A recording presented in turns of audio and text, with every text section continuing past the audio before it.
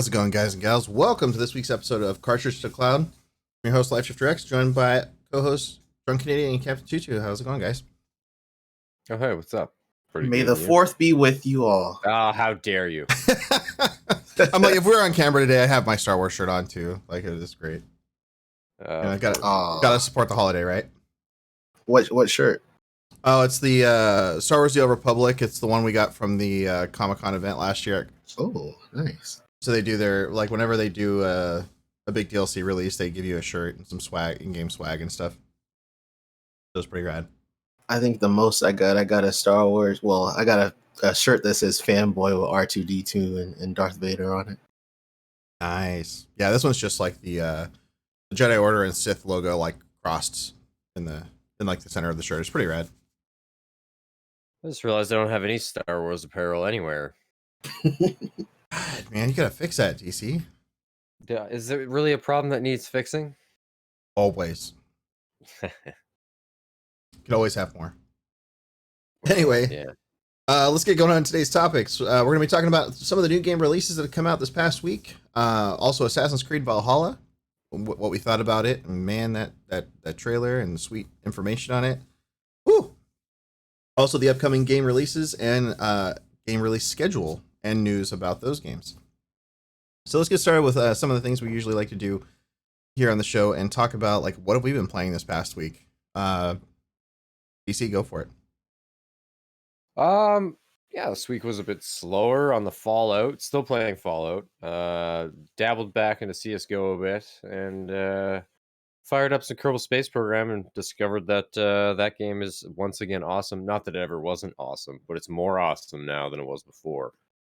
So yeah, I think that pretty much sums up what I've been playing. Now, real quick, I think you mentioned this before, but are you interested in Valorant at all? Me? No. So it's just all CS:GO. I think you would like it once you played it. I've been watching it, and I don't know. Definitely, it doesn't seem like my cup of tea. I mean, I'll try anything once, right? Yeah, I mean, you could definitely still flick everybody and, you know, do like little stuff like that, but the abilities don't really get in the way as much as you think. Well, I mean, like I've heard there's a rocket launcher in there, and it's like you quote unquote utility. I don't know. No, I think that's one character's thing, but it's like it's got a super long cooldown, so like he uses it once and he's done for basically like the rest of the game. He might be able to get it a second time if he's lucky. So it's like most dudes. Yeah, and then not a lot of people pick him. At least from the games I've played, not a lot of people pick it. No? None. So it's kind of like a noob tube thing where, like, maybe if you're bad at the game, you'd be like, oh, sweet, a rocket launcher. But really, it's not that competitive. Yeah, it's not that competitive. Like, more people use the sonic wave thing, like, to try to detect enemies more so than that. And then there's also like an orbital bombardment and a bunch of other random stuff like poison walls, flame walls. You know, there's a bunch of different characters that have different stuff. It's actually funny you bring up that. Well, while I was getting back into Counter-Strike this week, it seems like a lot of Valorant players are also getting back into Counter-Strike. Because no, I've just heard a lot of people talking about it in games casually or whatnot. Yeah, seems like there's mixed opinions from the crowd, but most people are coming back. It seems like, well, obviously the people I talk to are coming back because they're in that game.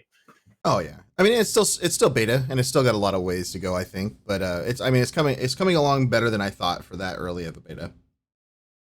Yeah, I just can't get past the power thing. That's a real turn down for me. Yeah, but well, we'll see how it goes. What about you, Tutu?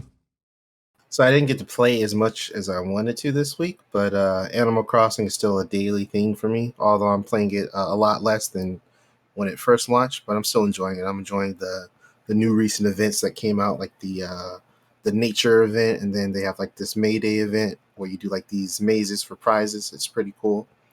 And besides that, of course, Fallout 76 with you guys, and then the newest thing that I've been so just addicted to is Gears Tactics. Oh yeah, that's definitely what we're going to talk about here in one of our topics too. Hell yeah, so good. For me, it's always a mixed bag. Like every week, I kind of dabble in something else. I mean, I still stick with my staples. Like Mordhau is still in there. Today we got the new May Humble Bundle, and it came with one of the games that's actually been on my wish list for the last like year called Warhammer 40k Gladius, and I got to play it, and I was like, well, I'm not gonna go and get this game without getting the other factions that I really want. And then I went and looked on Humble Bundle, and all of the DLC was also on sale for like 50+% off. So I got the rest of the DLC. Plus, if you counted the cost of the monthly, which I think I got it for the $12 because I prepaid for the full year. Like I got the full game for like $40 basically with all the DLC, which is like $85 on Steam right now if you buy it, as like the complete edition or whatever. So I was like, oh hell yeah! So I went and played it today and sunk like 6 hours into it, and I'm like, oh man, this is a lot better than I thought. Oh man, it's also hard, but I'm playing Necrons like that constantly revive themselves, which is great. If you know much of the Warhammer 40k lore, they're basically like the never-ending like respawning machines, which is pretty awesome. Aside of that, yeah, and Fallout 76, which we played super late last night, which is why I got very little sleep today. Last night because of it. Felt like I had to get up at 7, and I didn't end up getting to bed. Like by the time my brain like calmed down, it was like past midnight. I was like, oh man. You're welcome. No, it's pretty solid though. And also, the other one I've been like sinking my teeth into is SnowRunner, which is actually something we're going to talk about also in the new games and Gears Tactics as well. Oh man, there's so many games this week. Like I've literally like a little bit of everything. I was so close to buying that last night. Dude, I'm telling you though, as soon as you get into it, like you could join my game or I'll join your game, whatever way you want to do it, and then we'll go and like there's so much coming out and so much I have that I haven't even like played yet. That's my only thing that's kind of stopping me. Yeah. It's kind of funny. But they have the backlog. It's like yeah. Well, it's funny, like ever since this whole like quarantine thing has started, like the backlog has only gotten bigger, in fact. Oh my god, yeah.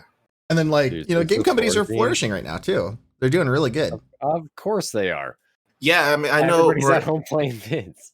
I know we're going to talk about it later, but when we first went through this quarantine thing, it was like a lot of things were really uncertain. But now it's like a month in, these developers have found a way to like navigate through it, and we're getting a lot of cool releases coming.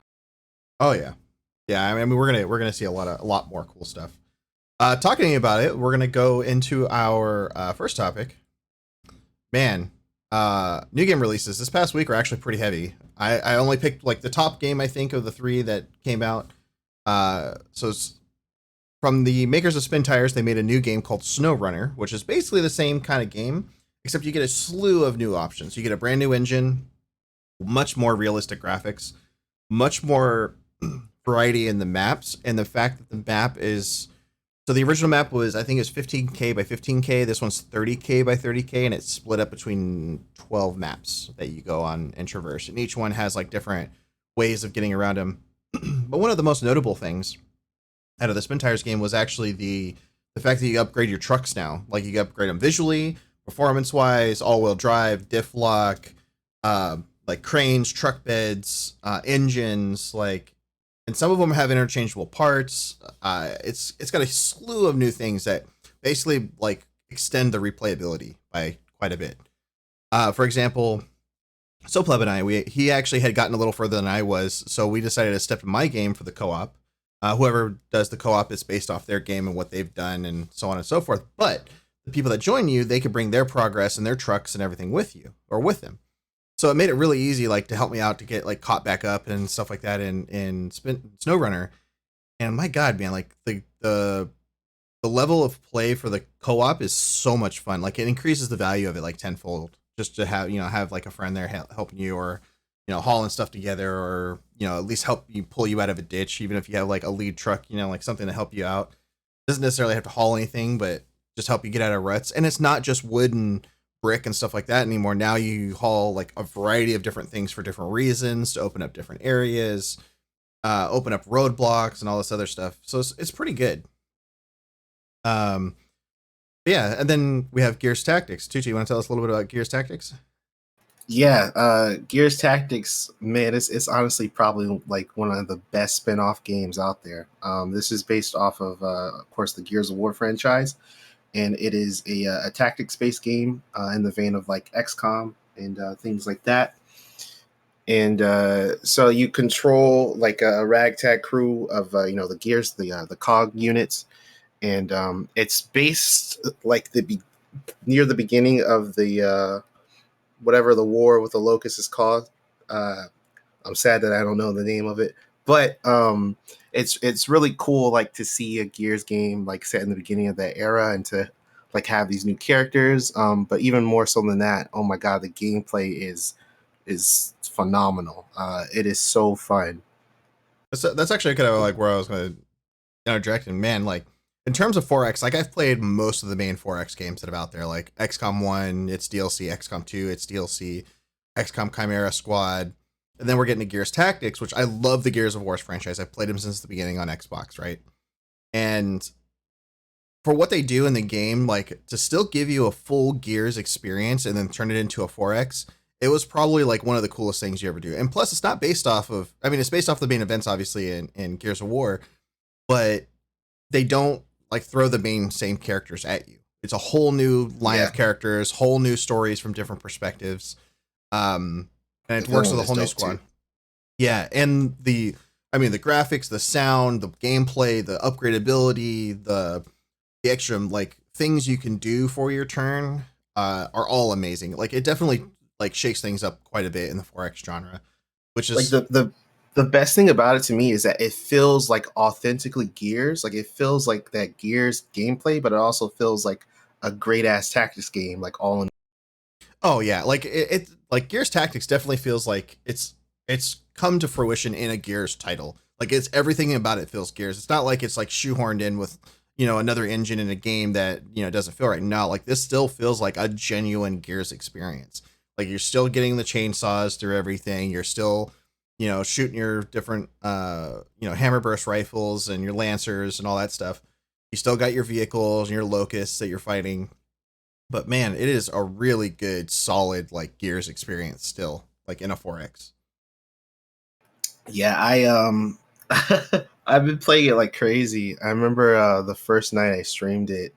Um, I only got up to like the second mission, and the second mission had this challenge where you earn like a special crate if you like don't get anyone on your team downed or killed. And I swear I played that mission for 2 hours and 30 minutes, just trying to get it right, just trying to make sure no one got downed or killed. And like, it's so cool to kind of like play it, and then you mess up and you're going like, okay, like what can I do differently this turn, or what can I do differently for this round where I don't mess up like last time. And you kind of learn like through each mistake you made. Like I played XCOM before, but like very briefly. So this was almost like somewhat my first foray into this genre, and like I love it, and even makes me want to go back and play XCOM 2 some more. And that's kind of the thing too. Like it feels like it's at home because it's a Gears title. Like you know the world, you know what's going on for the most part, and it's just a good experience overall. I mean, I have very little qualms with it. I got to play it for 2 hours, and I was like, holy shit, this is good. Like it's solid, and the amount of stuff you could do, and the customization, amazing. Like you could go and down somebody and still go over and chainsaw them or knock their head off or do whatever. It still doesn't hold back on any of the gore or anything that you're normally used to, at least in terms of a Gears title, which is probably the best aspect of it, I think. Yeah, the boss fights are also crazy too. I don't know if you got into the first boss fight, but you fight like that giant Brumac beast. Loki's beast thing. I got the Brumac. That was fun, man. Oh my god, that one took me. It probably took me like another 2 hours just to defeat that one. Oh yeah, it's definitely a challenge. And then how you like equip dudes too, like changes it up. Like especially as you pick up the upgrades on the field and whatnot. Like some of those are like super important to get to because they change like how some of these characters even play. Like oh yeah, definitely. Like the older dude, I got one of the upgrades for the hammer burst. Like it made it shoot a little faster and has more ammo. And I was like, oh man, this is awesome for a hammer burst. You know, or the not a hammer burst, sorry, the old retro lancer. Yeah, so worth it too. My only gripe with the game is no multiplayer. And that's probably the only like gripe. Like if you could go and do like co-op with Gears or even like a PvP thing, like Gears versus Locust or something like that, it would have been awesome. Like I could have totally seen that with this game too. But yeah, that's probably my only downfall to the game as a whole, but everything else is pretty solid. Yeah, I mean, I hope there's some way. I know it'll probably be hard, but I hope there's some way they can implement it in the future. But if not, I do wish to see like some form of DLC or something to keep this game going because it's awesome. Oh, absolutely. One of the other ones too that I don't think any of us got to play, unfortunately, was the Remnant, the Swamps of Corsus DLC. I've heard it's good. One of our other streamers here on Line In was playing it, Mind One, and it looked really really good. It still holds true to like the kind of like Soulsy feel with gunplay and everything. And I mean, our initial review of Remnant, sorry, when it came out was amazing. Like the game was super fun. It was solid. Very little issues with it. I only had a crash in like one area, which they fixed and patched since then, and we were able to play through it. But that's also like still another game I have to go back and like finish and play because I haven't gotten to finish the game yet. Yeah, I got the DLC. I want to say yesterday. I had intentions of playing it both last night and today, but just got swamped. Got caught up playing Fallout with you guys, and then got swamped with like schoolwork today. So didn't get a chance to play it, sadly. But I am still really looking forward to it. It looks awesome. Yep. Yeah. I mean, it's good though. It's overall pretty solid. So moving on, we're gonna go ahead and talk about the big bomb for this week, Assassin's Creed Valhalla.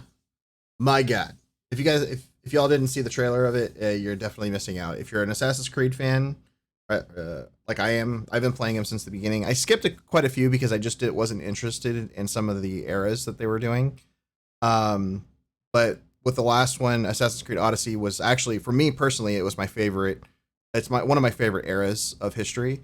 And then coming into like the Norse, Anglo-Saxon versus Vikings, that's like my second favorite historic era to like dig deep into, and it looks like it's going to fulfill every need I've ever wanted out of like a Viking game coming up. But yeah, what were you guys' thoughts on the trailer? I loved it. I can't wait to see gameplay. There's going to be a gameplay reveal on Thursday with the Xbox presentation, and I'm really looking forward to that. But yeah, this is like my second most wanted kind of era for Assassin's Creed game. My first and always will be my first is still Feudal Japan. I really hope they get there, but this is amazing, and it That was another one that's like requested a lot in the yeah. comments. But I'm really excited and hyped for this. Everything that they put out as far as like press release and information, and even that little CGI trailer was just so awesome. And I can't wait to play it in the fall. Oh yeah, and if y'all haven't checked it out, I believe we have a link. Copy that. But yeah, like the fact you get all the customization, you get to build settlements. You are in the Alfred the Great era of the Vikings and Saxon history, which is probably one of the key like pivotal moments in that era. So like that's going to be really cool to see how that plays out. A little bit is kind of I, stylized with Ubisoft stuff, but it still, I mean, looks pretty good, I think. I can read the little synopsis real quick if you want me to. Yeah, let's hear it. So on the website for Assassin's Creed Valhalla, it says, "Become Eivor, a mighty Viking raider, and lead your clan from the harsh shores of Norway to a new home amid the lush farmlands of 9th century England. Explore a beautiful, mysterious open world where you'll face brutal enemies, raid fortresses, build your clan's new settlement, and forge alliances to win glory and earn a place in Valhalla. England in the age of the Vikings is a fractured nation of petty lords and warring kingdoms. Beneath the chaos lies a rich and untamed land waiting for a new conqueror. Will it be you?" And one of the things I was like really excited about, especially in Assassin's Creed Odyssey, is the fact that you could do like the big like mega battles. And I think they're kind Yeah. of bringing that back with the raids in just another form of it, right? Um, Yeah, there's like sea and land raids this time.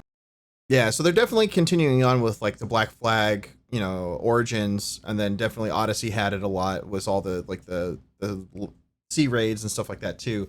But the fact that you get to like combine some of that stuff and go to different things based on whatever you want to prefer to play. Like today, I'll like, man, I want to go raid this little village over here, or another day, I'm gonna go out and see it and just kill a bunch of Saxons. I think it's gonna be pretty rad. Yeah, I'm most excited.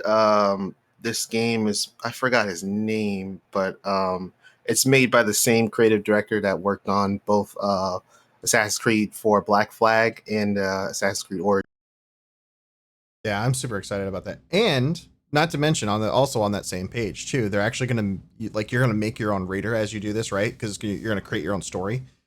But you're not just picking one of the two characters like Odyssey, which is interesting. But it says create and customize your own mercenary Vikings to share online. Reap the spoils when they fight alongside your friends in their own sagas. Recruit mercenaries created by other players and add their strength to your forces. That is awesome. That sounds amazing just by itself. Yeah, I believe you still play as Avar, the main character, but this is like, like your crew pretty much. You get to create your own crew. Yeah, yeah. Well, I mean, you're still like I think you still choose like between the male and female choices just like you did. At least Yeah. it's from the seams of it. Just like you did in Odyssey, which was, definitely a game changer for Assassin's Creed because before all you played was the male cast, right? So Yeah. that's definitely a step in the right direction. But man, and the fact you're going to be able to dual wield in this one too, like axes and swords and battle axes, depending on whatever you want to do. Oh my god! And you're still going to have the, like the hidden blade. So that's still pretty gnarly, I think. But DC, you ever play? Do you like Assassins? No, this is one I honestly can't touch on. I did see the trailer. The trailer looks amazing, and the game sounds amazing. But I've actually never touched an Assassin's Creed game ever. Damn, really? Never? Never, man. oh man, You, they're you never they're had an addictive. interest, or? No, just yeah. I was always playing other stuff. I think when every time like a major Assassin's Creed title would drop, I was always into something else at the time, so I'd always just overlook it and then never go back. So That yeah, makes sense. made it this far without ever touching it. And now it kind of seems like I can't really break tradition. Oh So man, none of this really interests you? No, this one actually kind of does. Especially like the building and like all the extra activities and stuff. Yeah, we didn't even talk about like the you can like customize and grow your own settlement, and then like all of those side activities. Like the one I'm most excited about is the flighting, which is the Viking rap battles, which is crazy. I never knew that was real until I read that. Oh, Like yeah. I read it on the website. I was like, what? And I had to look it up, and I found like a bunch of videos on. Oh yeah, and it's funny. It's kind of like it's like insults thrown back and forth the way some of it is done too. It's hilarious. Yeah, Like I the was hunting, watching. fishing, dice games, drinking, fighting, also known as the Viking rap battles, and then you also have like land and sea raids. But not to mention too, like one of the coolest things I think or one not coolest, but probably one of the most interesting things about this is that 15 of Ubisoft's dev studios are working on this game at once, which is crazy. Yeah. Yeah, the See, main that's studio. another thing that's enticing is like it's got a good chance to being pretty good. Oh yeah, I mean, and they've got solid producers behind it too. Like the ones that are working behind it have already done like two of the most successful Assassin's Creed games too. We're not talking about 3. I don't like 3 personally, but that's just me.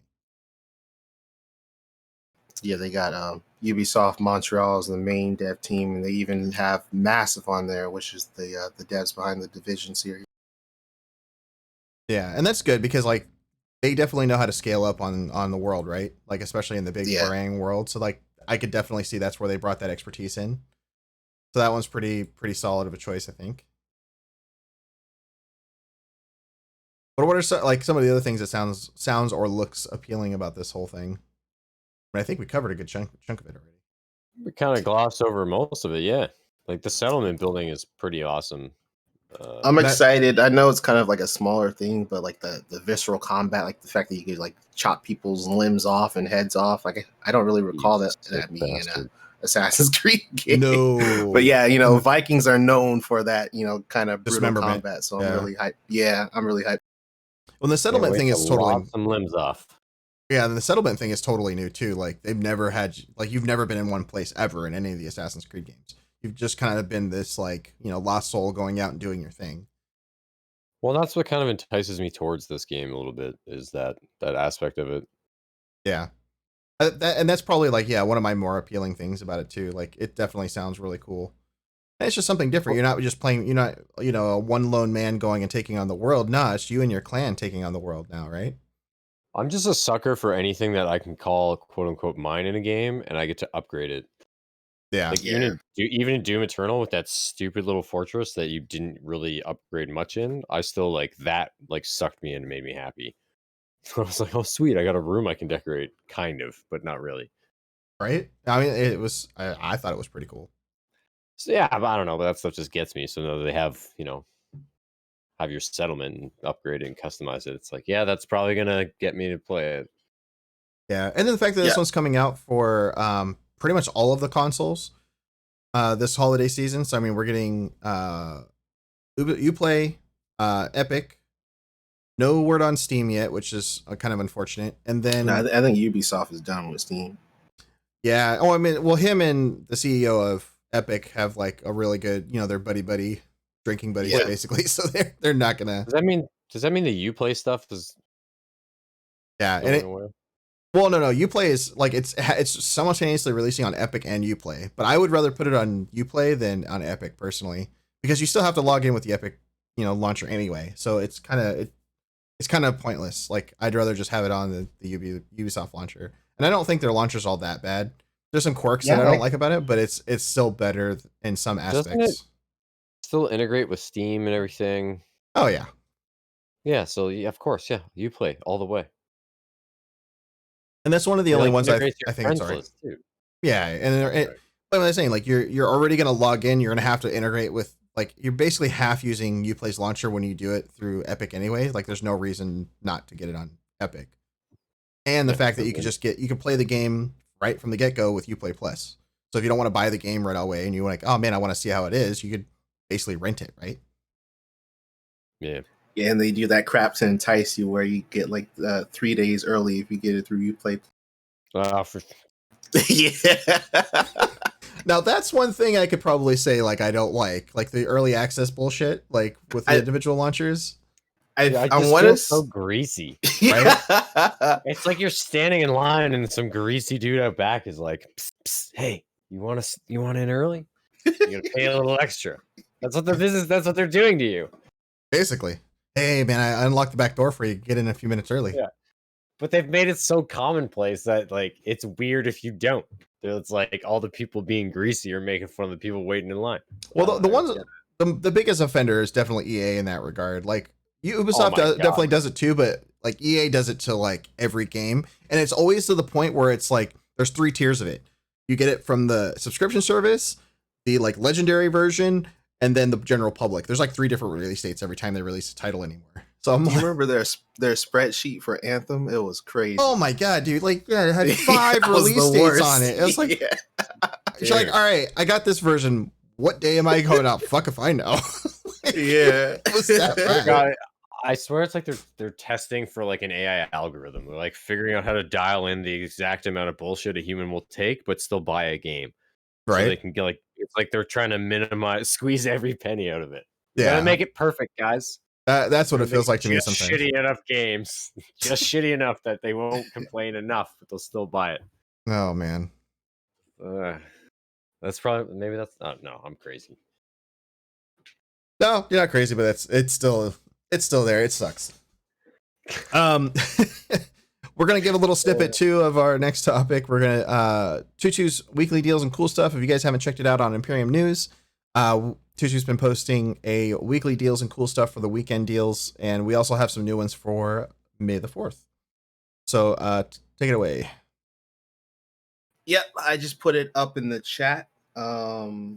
Because this was like previous week, a lot of these deals are kind of null and void today, but I just want to shed a light on like the May the 4th deals mainly.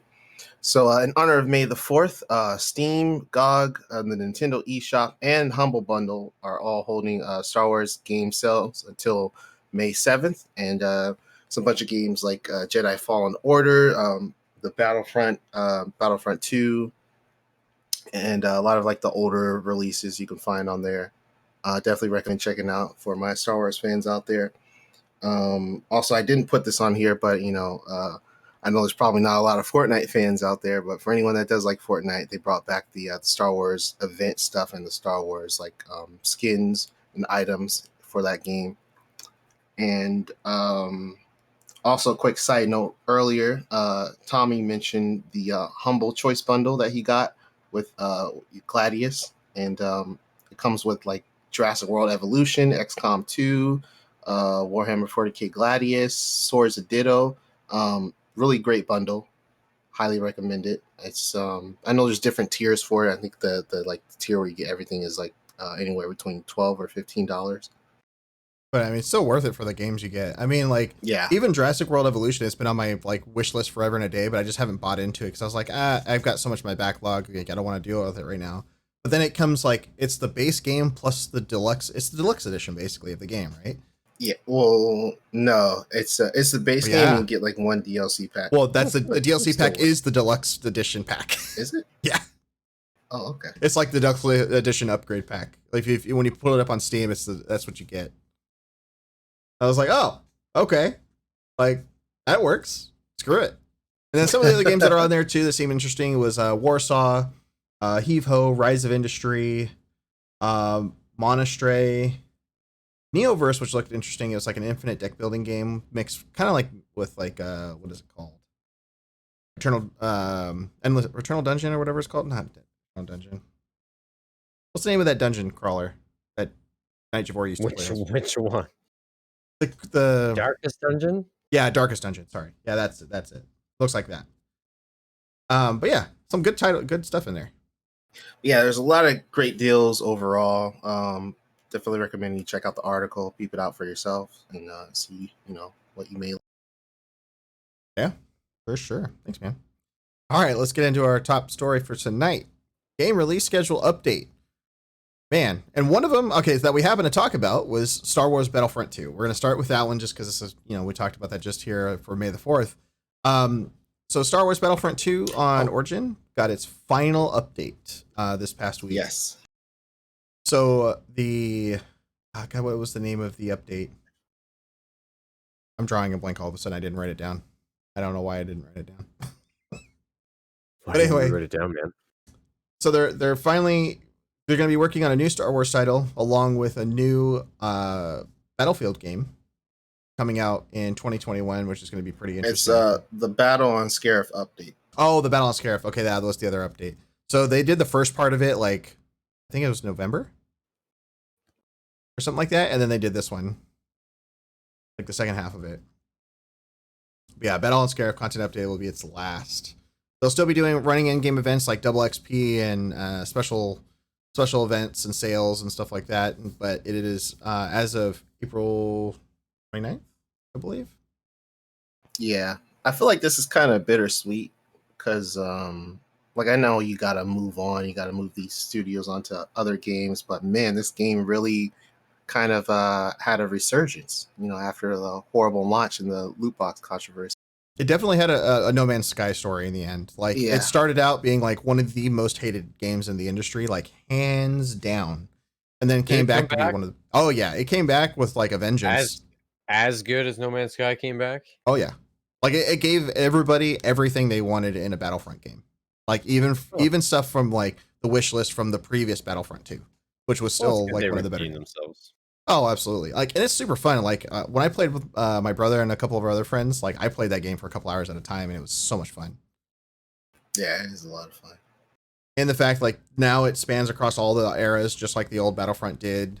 So you have like your myriad of heroes and different units and different battles and different unique scenarios and stuff like that. It's super good, especially with like all the new stuff, all the new heroes and villains and whatnot. And some of those modes are fantastic too. Do you plan on checking this out? Yeah, no, I played the first bit of it back in November, and it was actually really good. I have to check out the newest, like the final update, and see what it's like. Like they're going to be doing, I think, a double XP that's going on all this week. Yeah, we both played that. Oh, that's right. Yeah, we played that for Rise of Skywalker, right? Yeah, that was pretty cool. Yeah, that was a really fun one.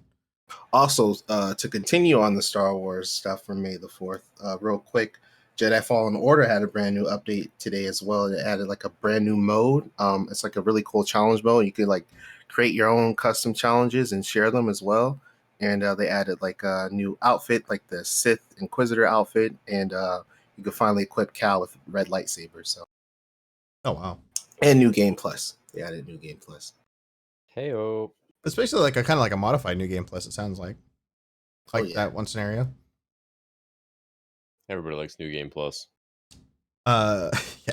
I mean, a New Game Plus is like one of those things, especially for single player games, right? You play through it once, and then you want to like play through it much harder, or, much differently the next time.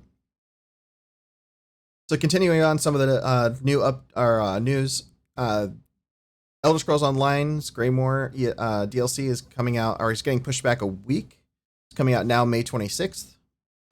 Ghost of Tsushima, which was actually one that kind of had like an unknown question mark release date, finally got a solid release date of July 17th, which I'm actually kind of excited for that one.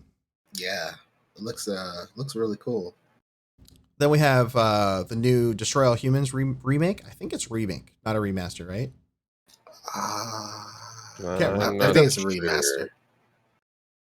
Yeah, that one comes out on July 28th, which is I'm actually kind of excited for. That was a really fun, like, goofy game just to play around. Oh yeah. But the big title that everybody was questioning about, like especially one we reported on just I think a month ago, was Last of Us 2 is now got a release date of June 19th. But the interesting thing that happened is the day that they put out the new release date, something happened with the ending. I heard about the ending being leaked, and everybody's super upset about it for some reason. Yeah, a lot of stuff from the game got leaked. I don't think just ending. Like I think some core plot points throughout the game as well. Yeah, I haven't seen any of it. I've stayed the heck away from it because I don't even want to touch it by any means, shape, or form. But my God, man, like some of that was so bad. Like I've heard, I didn't look and see what they were. I just saw the people that were complaining about it, and they were just like, going nuts about it basically. And I'm just like, Jesus, was it really that bad to justify that kind of response? It's probably the same crew of people that got all butthurt about Mass Effect's ending. Remember that? Like crazy nerd rage? That was nuts. Yeah, and I was going to add to that. I mean, like you have to play it in like context and see how like it leads up to that ending. And of course, more than anything, like the journey is what matters most. The journey over the ending. I mean, the ending is still important, of course. Don't get me wrong, but it's all about that journey to the ending. Yeah. Yep. It's hard to argue with that.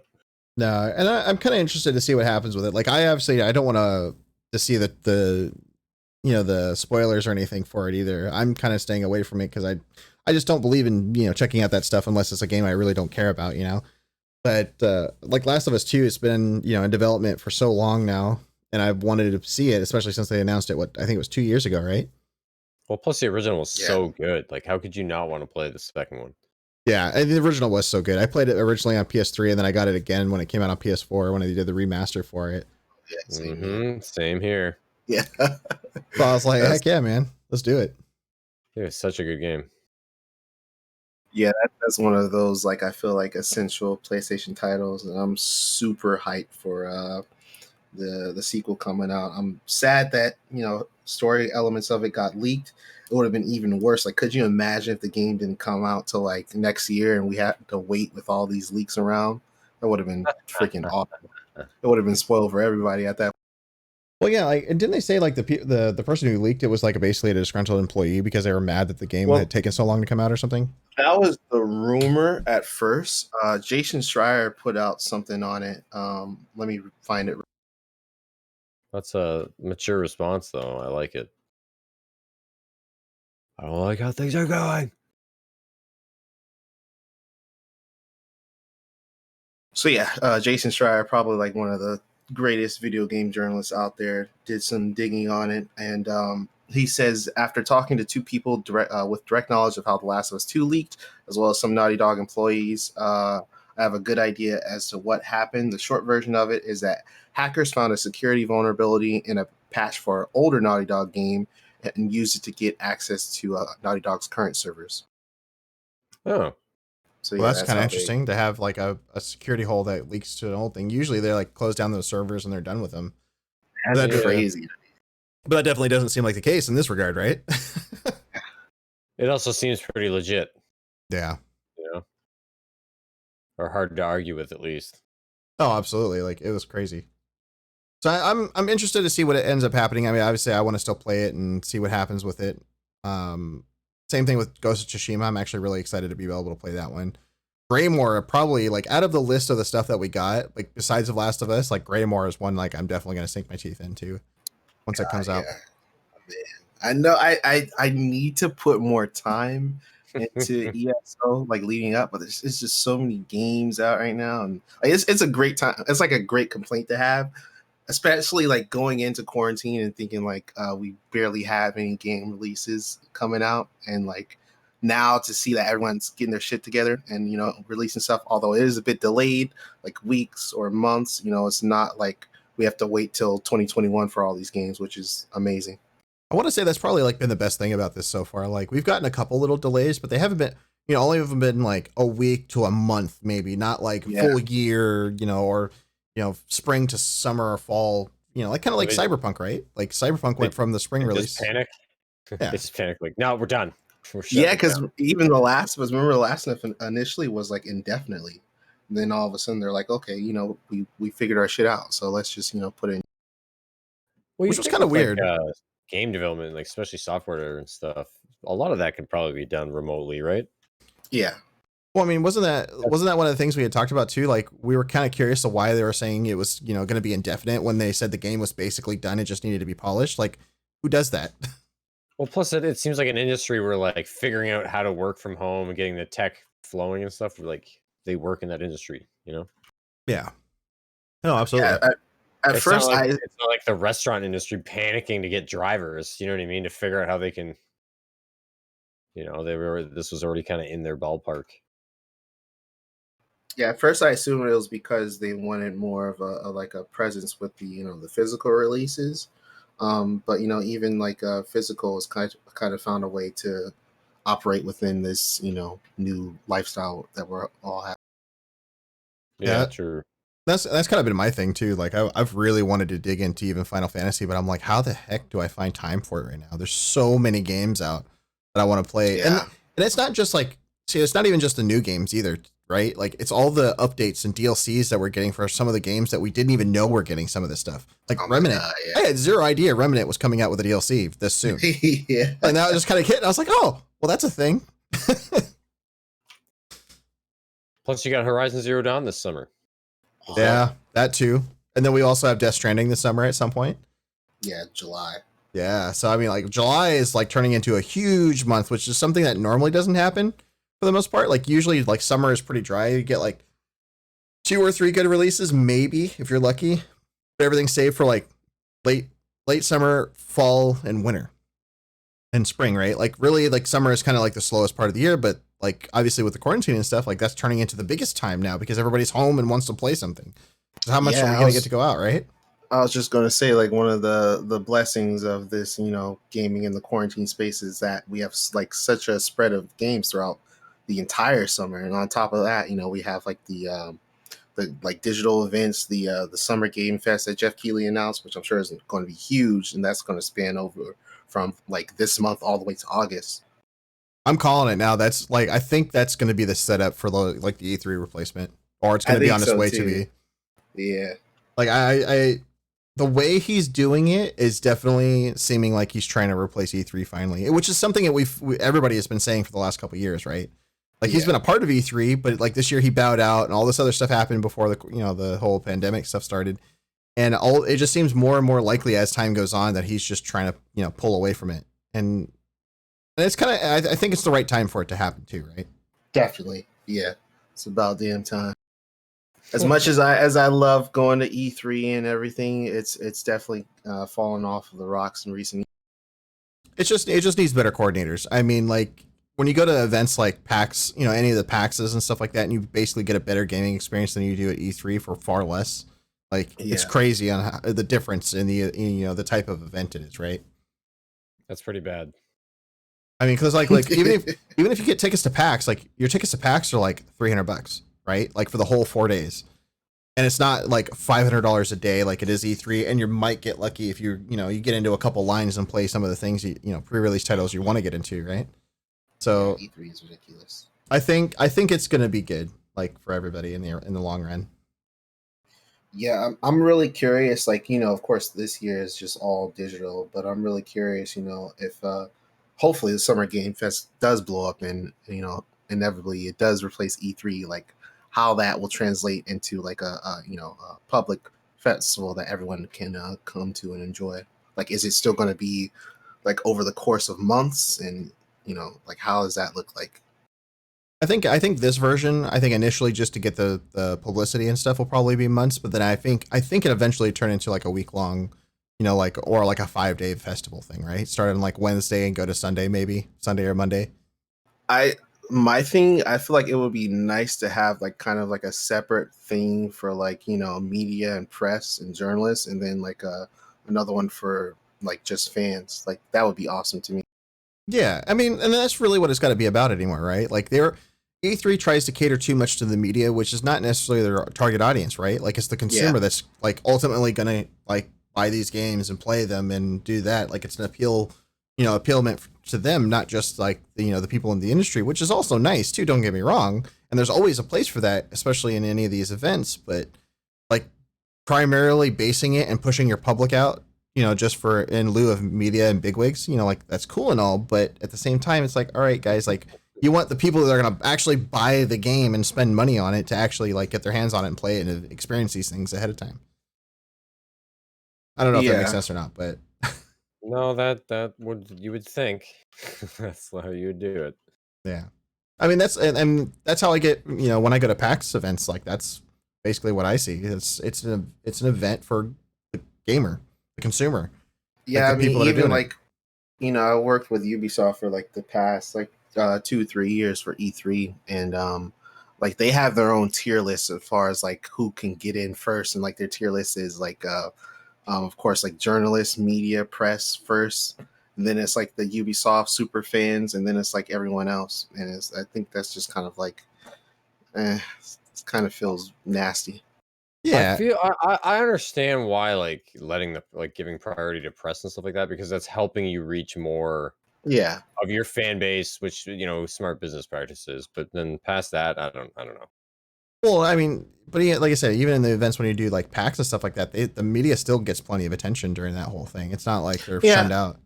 But like and I having the think the tier list where media. everybody else is more important than your consumer is kind of weird. I think the media Yeah. is definitely still important, but your fans are just Number as one. important, if not more. Yeah, I mean, those are the people that are going to get your game out word of mouth, tell their buddies, do all this other stuff. So Yeah. yeah, XCal, yeah, it definitely was set up as kind of like a first time event, and it's been around forever and a day now. But I think it's just come that time to change because other events have come out and showing it how much better they can do it. Basically, like PAX was never intended to be a video game convention by any means, but in the last like 3 or 4 years, it's totally blown up as being known as a video game. Also, on top of the tabletop card games, cosplay, everything else in the meantime. So it's definitely different.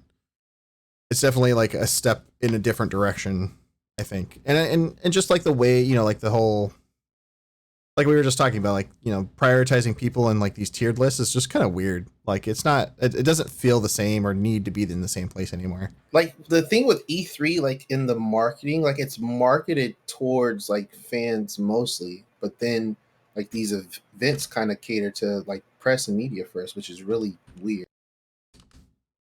Yeah. It's definitely different. I mean, like they get great coverage, which I don't doubt or anything like that. Like it's still needed by every mean, but it's just so, yeah. It feels dirty, like you were saying. It just feels dirty with those tiered lists, man. Yeah, Like if I saw that, I'd be like looking at it all funny. I'd be like I'm judging you guys for this. Like this is yeah. what is this? I ain't gonna say shit because I'm here, but what is this? I couldn't say shit because working there. Matter of fact, I probably shouldn't have said shit, but oh. Hey, what they won't know won't hurt them, right? We're still giving them coverage either way in the end. So Flip it. I don't see that. I don't see that as a bad thing. We're still giving them coverage. Well, I'm sure most people already kind of figured that out anyway, though. Oh yeah. I mean, it's not something that everybody else is already thinking, right? Or getting to the point of thinking, especially people like us, like that actually sit around and discuss these events and random stuff like every single year. Like, I don't know. I mean, we've been doing the E3 coverage even here on INN for the past 3 years. Yeah. And we'll see all that. And wow. So we've had stuff on here for a little while. I just hope we get something cool out of it in the end. Yeah, I'm really excited for the Summer Games Fest, and I'm excited to see like what that first like big week or those first big reveals look. Yeah, it wasn't. Yeah, he's right. It wasn't originally, but it got downsized to cater to just a media mostly, and then they kind of reverted that and opened it back up because of all the feedback they got for a couple years. Yeah, like, why are you doing this? And then they were like, oh, I think I want to say it was like 4 or 5 years ago, something like that, when they were like, oh yeah, we'll allow the public in for the first time ever, and it's only going to be capped at like 10K or 15K or something like that, and it was just turned into a shit show. Who got tickets? Scalping became like a super nasty thing because it was like $2,000 or something to go, which is ridiculous for a 3-day event. So damn ridiculous, dude. That's so much money, right? Like to go to an event, and I'm like, that's what I'm saying. Like buy a whole new computer or go to an event. No, he's like, hell, I'll wait till next year and buy all these games for less than that. The games are gonna show. Go to this event or buy a fixer-upper car. Right. There's so many other things you can like $2,000. Yeah, it was nuts, man. It was nuts. And then they started like slowly bringing it down, but then it still kind of cheated around what was like $500 for the general public. It was ridiculous. Yeah, I want to say 500 to 300, but yeah, like around there. Definitely more than PAX for sure. And PAX was still a better bang for your buck because they had so much stuff that was just hands-on. Yeah. Yeah, exactly, and that's kind of the thing too. Yeah, it was definitely towards like the media focused spectacle, but it definitely wasn't a gaming event. I mean, like gamers celebrated it because they get to hear about all their new titles coming out and stuff like that. But it was never like it never really was like a gamer event, right? Because like gamers really didn't get their hands on it until much later, usually, unless they got in and somehow got to play with 3, 4, or 5 hour long wait lines. Whereas like they'll go to another show 3 months later, get to play it hands-on for half the price at a much cooler convention. Yeah, I really, really hope and pray to God that this year for the Summer Games event that Jeff is doing, that we get like some demos or betas of some of the games shown. Like that has always been like my E3 dream, is just to like play stuff at home. Like, why can't we play stuff at home? I mean, I get like of course you want people to buy into it, you want people to go to the events, but the event should be catered more towards like just the social aspect of it than the gaming aspect of it, if that makes sense. Oh yeah, you want the most amount of people possible to get their hands on the product. Exactly. Right. That was, you would think that's the main goal. Yeah. At a quote unquote expo, which is essentially what it is. Yeah. Yeah, in 2020, it's so easy to get these games out to people and let them demo and try it for themselves. Oh, absolutely. I mean, there's no reason not to at this point, right? Yeah. So another big fear might be like hacking and getting into the source code and crap. Well, that's a whole different debate and topic. Well, yeah, I mean, like cybersecurity is definitely becoming a much bigger thing. Like even in gaming, like they don't want people like data mining their games and spoiling all the goods that it's out there already, right? But that's also, some of that is just lazy programming, leaving all that stuff in there too. Like, yeah, I want to say that happened with like one of the reasons. I want to say Breath of the Wild. I think someone took home like it was something like the Wii U that it was on or something like that, and kind of like hacked into it. Let's see if I can find the story. Oh yeah, I remember that one though. They were talking about, they had data mined like all like some of the first 2 DLCs because they were already on there, but they hadn't been done yet. They weren't completed or something like that. Nobody believed it until they came out later. They're like, oh yeah, by the way, that guy was right. It's pretty wild stuff. Pretty wild stuff. PAX Assure's better event is saying that in Australia, outside of a couple developer conferences that are pretty niche, Only got PAX at our main gaming event, E3, Gamescom. You like catch everything else online. Yeah, everything else you basically catch online unless you went to PAX.